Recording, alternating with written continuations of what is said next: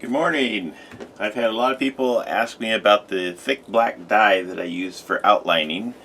So to make the thick black dye, I have to start out by making thick dye water. So my recipe is a recipe I got from another dye painter online. He gave it out freely, so I feel like I can share it here.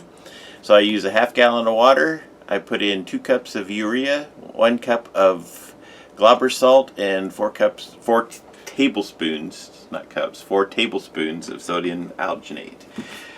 So the urea that I buy, I get it from Dharma. So I have that pre-measured out. The glauber salt, I used to buy that from Dharma, but now I find glauber salt on Amazon.com. And then the sodium alginate that I buy is from Dharma, and I get the high velocity for cotton. So that's the one that I buy. And these are the ingredients for making the thick water, and then I use the thick water to make my dye. So what I have done is I've cut a hole in one of these gallon-sized jugs, big enough for my blender to fit in there.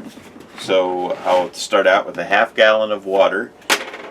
Well, actually, I put in less than a half gallon, but I make sure that the bottle that is going to hold my thick dye water in storage, I have a half gallon mark on there.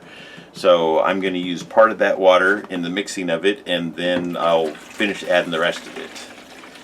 But for now, I add most of the water in there. And this here is going to take a lot of blending. So I pour all my stuff in.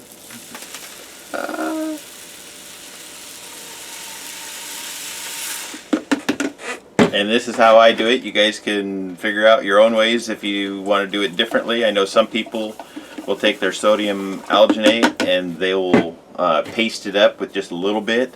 Myself, I prefer to just pour it all in and blend it.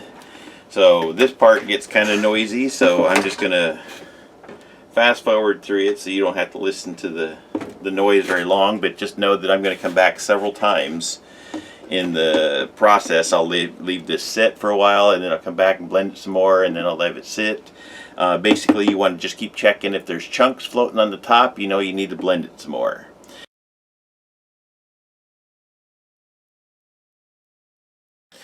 Okay, I got all the big chunks broken up, but I can still see. Let's see if we can zoom in a little bit. Well, zoom out just a bit. See if we can get the focus. Anyways, so I can still see these little tiny lumps on my mixer hand blender here. Those little tiny lumps don't look like much, but when you're squeezing them through one of these tiny little bottles, since I use for outlining, I use these ones with the tiny little tips on them. Those little tiny spots of sodium alginate that aren't broke up, those are going to swell up even more, and then they're going to clog your tip.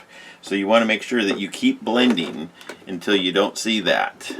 So I'm just going to keep on mixing. I've been blending this on and off for about 10 minutes now, and I'm going to keep on doing that until I make sure that all of those things are broke up. And the other thing I wanted to mention, just in case I didn't say at the start, the water that I use is hot water, and that's going to help everything dissolve better.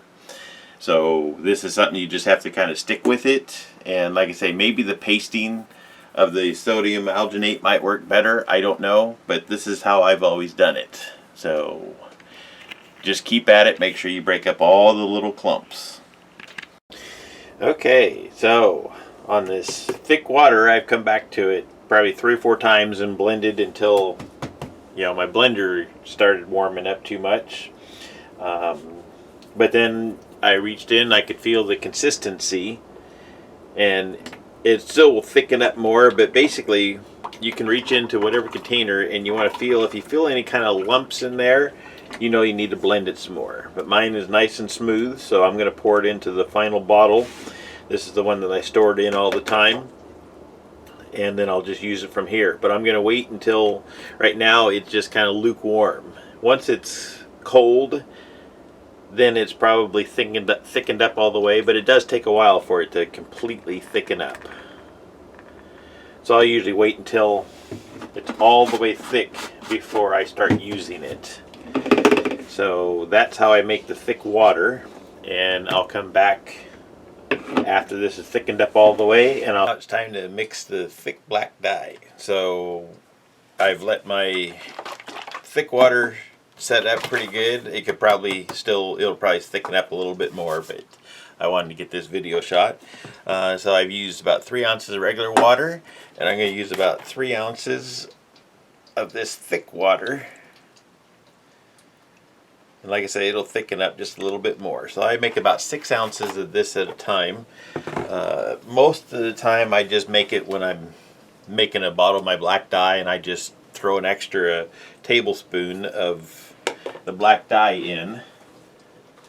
But since I already have my black dye mixed up and I'm just doing the thick black dye, well, this is the way we'll do it. So zoom in a little bit there.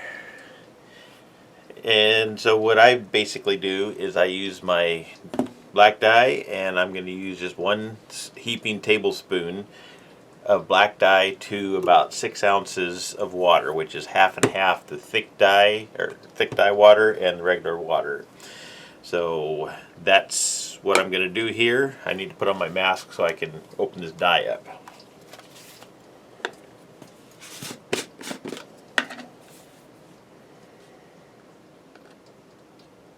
So a nice heaping teaspoon or tablespoon.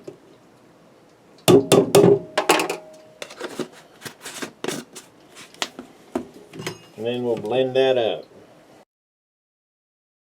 So that is how I mix my thick water, and then subsequently how I mix the thick black dye. And this is what I put into those little needle bottles. Just a second.